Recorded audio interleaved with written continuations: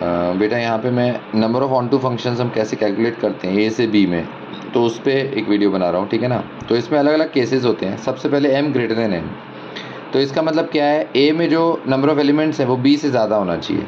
तो यहाँ मैंने a में 4 एलिमेंट ले लिया और b में 3 ले लिया। तो ऑन टू फंक्शन निकालने का एक तरीका ये है कि टोटल माइनस इनटू करो। तो टोटल तो कैसे होगा, यहाँ हर एलिमेंट के लिए 3 ऑप्शन है, तो 3 को हम 4 बार मल्टीप्लाई करेंगे, क्योंकि हर एलिमेंट के लिए 3 वेज है ना। x1 के लिए 3 ऑप्शन, x2 के लिए भी 3 ऑप्शन, x3 के लिए भी x, तो 3⁴ हुआ। अब इसमें से इंटू माइनस करो। अब इंटू मतलब जहाँ पे कोई ना कोई एलिमेंट ऐसा होना चाहिए जो कि इमेज नहीं बनेगा।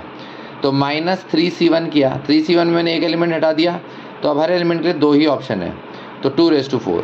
और फिर साइन चेंज करते हैं प्लस। अब इस बार 2 एलिमेंट हटाओ बेटा, तो 3c2, 2 एलिमेंट हटा दिए, तो अब हर एलिमेंट के पास एक ही ऑप्शन बता 1⁴। तो इसमें इस तरह से सॉल्व कर सकते हैं। या एक और तरीका होता है बेटा ग्रुप डिवीजन से।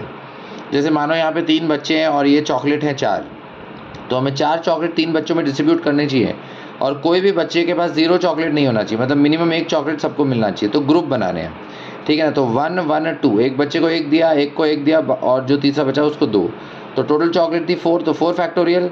हर बच्चे के पास कितना है, 1 फैक्टोरियल, 1 फैक्टोरियल, 2 फैक्टोरियल।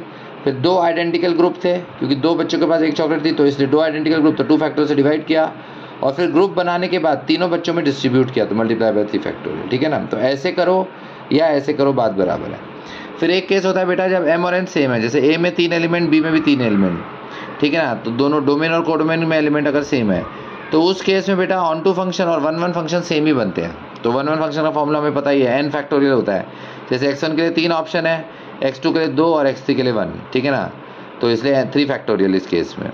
और अगर m n से छोटा है, यानी कि डोमेन में कोडोमेन से कम एलिमेंट है बेटा, तो उस केस में एक भी ऑन टू फंक्शन नहीं आएगा, मतलब number of onto function हो जाएगा 0।